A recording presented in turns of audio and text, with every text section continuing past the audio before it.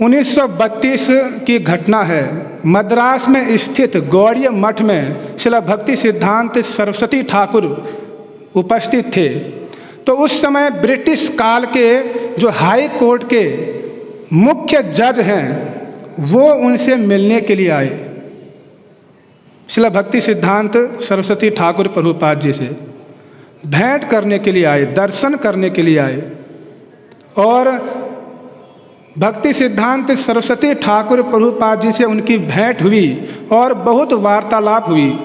वार्तालाप के बीच में श्रील भक्ति सिद्धांत सरस्वती ठाकुर प्रभुपाद जी ने एक वचन कहा कि कलयुग में भगवान को प्राप्त करने का एकमात्र साधन है हरि का नाम, हरेर नामेव केवलम।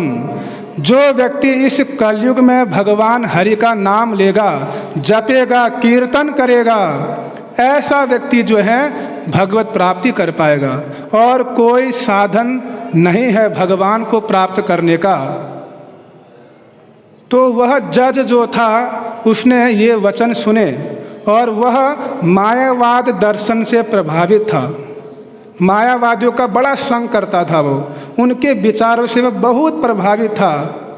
और हाई कोर्ट का मुख्य जज है, इतने बड़े पद पर है, इतना उसका नाम है समाज में।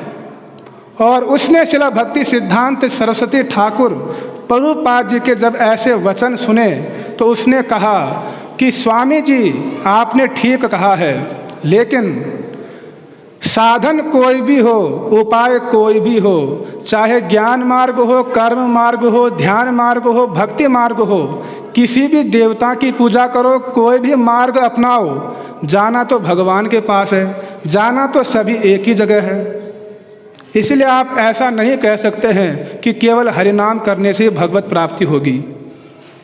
तो जैसे ही जज के मुख से ये वचन सुने श्रील भक्ति सिद्धांत जी ने, तो उन्होंने तुरंत उनको वहीं पर रोक दिया, तुरंत काटा कि आप जो ये वचन कह रहे हो ये कपोल कल्पित हैं। इतने बड़े अधिकारी को तुरंत टोक दिया कि आपके जो ये वचन है वो केवल कपोल कल्पित है। क्यों? क्योंकि आप जो ये वचन कह रहे हो इसका कोई शास्त्रीय प्रमाण है? किस शास्त्र में ऐसा कहा गया बताओ?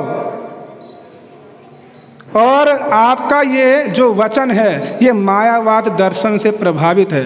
आपने मायावादियों से सुना है और उसी बात को आप दोहरा रहे हो, इसीलिए आपकी बातें केवल कपोल कल्पित हैं।